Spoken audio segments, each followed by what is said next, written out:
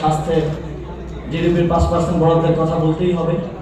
সেটা যতটুকু বাস্তব হোক কিংবা না হোক, আমরা সেটা ভেঙে বেরিয়ে আসতে চেয়েছি।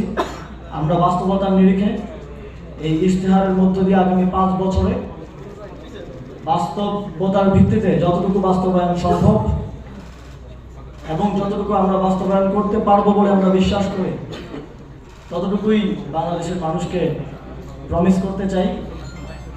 এবং আমরা কোনো অবাস্তব নাম্বার কিংবা কথা বলতে চাই না।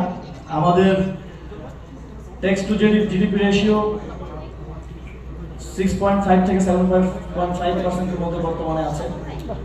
আমরা যদি এখন কমিট করি যে আগামী 5 বছরের মধ্যে আমরা শিক্ষায় এবং স্বাস্থ্যে 5% রিচ করে বাস্তবায়ন করব, তাহলে সেটা অনেকটা অলিক শোনাবে এবং আমরাও বাংলাদেশের চলমান যে রাজনৈতিক